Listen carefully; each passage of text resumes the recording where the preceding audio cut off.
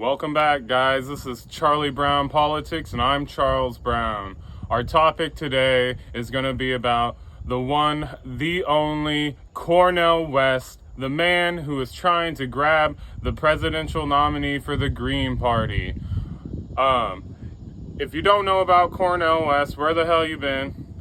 He's an author, he's a professor, he's an activist, he's someone that has inspired millions. He's a leading voice in the Black prophetic movement. And today, I want to look at the platform that he is running on for presidency. So let's get into it. All right, guys. The first thing on his platform that I want to look into is his statement that he wants to clean out government. And what he means by this is he wants to get big money out of politics, okay? Now, this is an ideal that is close to someone like me who's on the left, but I believe this ideal is stretching out across the political spectrum. It doesn't take a lot of thought to understand that these major corporate entities don't have the people's interest at heart, okay? They have their own interest at heart, and that's making money for themselves. They don't give a damn about us. So yeah, there's a problem that comes up with this, though, and the problem being is Citizens United. How do we overturn this since it's passed through the Supreme Court? I've heard Bobby Kennedy speak a little bit on it. He's at a stalemate. I for damn sure can't think of anything. If any of you have any ideas, I'm curious to hear your thoughts on that, so leave it down below. So let's move on to the next part, and that's going to be an interesting point, and that is term limits on Congress. Now, if you don't know the history of why we have term limits on the president, let me give you that real quick. Basically, they enacted term limits on the president after FDR died because he was elected over and over again until he died. And he was also a president that gave back to the people a little bit, more than corporate interest. And so I guess they were afraid that someone else like him that was going to choose people over profit would come, be president, and get elected again until they died. And so they wanted to make sure that someone like that could only be in power for so long. Now, I get the argument when we put that towards Congress, because right now it's kind of the opposite, where people are so shitty that you only want them in for so long. But my only thought on that would be, wouldn't somebody just as shitty but with a new face come along to take their place? But I guess if we solved the first problem on getting money out of politics, that would help with this. But that's just my thoughts. I'm curious to see what you guys think. Let me know, guys. All right, the next subject, guys, on his platform that I want to talk about, and spoiler, I pretty much agree with everything on Cornel's platform. All right, so the next topic is going to be student debt forgiveness. Now, again, this one speaks dear to me. I know so many people that this debt follows them throughout their lives to the grave. You can't even get out of it through bankruptcy. Even if you're someone that doesn't think we should forgive student debt, I hope you at least agree that we should make it to where you can take out bankruptcy for it. But so one argument that I like to bring up when talking about giving, not only relieving student debt, but giving free education in college, I like to bring up the GI Bill. Now, if you don't know about the GI Bill, it's this bill that was enacted after World War II that basically let all of our veterans that come back have free college. And it's still enacted to this day. I just talked to my buddy who's a vet. He says that his books aren't paid for, but his tuition is. So it's not everything, but at least it's a good chunk of it, right? And so throughout the years, there have been studies that have been placed upon the GI Bill. And what they have discovered is that every dollar that we invest in someone's education, that person returns that investment in $7. So meaning every dollar you invest in someone, they return you $7 back. And how does this happen? Well, this person becomes educated, grows up, gets a job, pays taxes. Sometimes they create jobs, and just become a member of society that gives back. For me, this is a no-brainer. We need to be relieving these mountains of debt that people have that you can't even get rid of if you go bankrupt. And so, yeah, I'm so glad Cornel has this on his platform. Let me know what you guys think.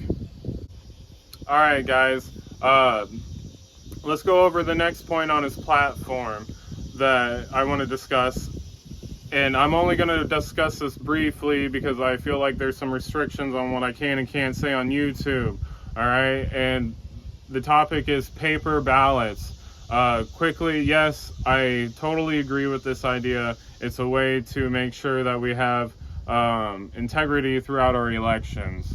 And that's pretty much all I'm going to say on it, guys. Curious to know what you think about it. Let's move on to his next point on his platform, and it's going to be a big one for me, guys, and that is Medicare for all and forgiving medical debt. If you don't know, the U.S., we pay much higher prices than other countries, and guess what? We don't have the greatest health outcomes. I believe we're like, in the middle of the pack, where we have some countries that should not be ahead of us that are. I can't think of the specifics. Just look it up. It's quite shocking.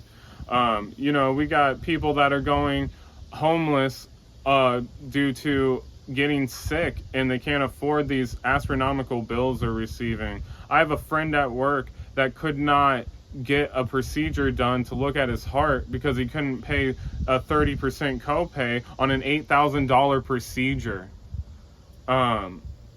We have 40,000 people that are dying from lack of health care every year. And I feel like it's just time that we all join the rest of the civilized nations and have Medicare for all. But I know not everyone agrees with me on this subject. So, if you don't, leave it down below. Let me know why. And let's have a civil discussion on this, guys. But let's not, hate thy neighbor. Let's love. All right? Let's love. All right. The next thing I want to talk about, guys, on Cornel's platform, these two topics kind of tie into each other, and that is ending homelessness and helping people with addictions. Okay. Now, let me give you a brief history. Our homelessness problem really started in the 80s when Reagan closed down all of our mental health facilities.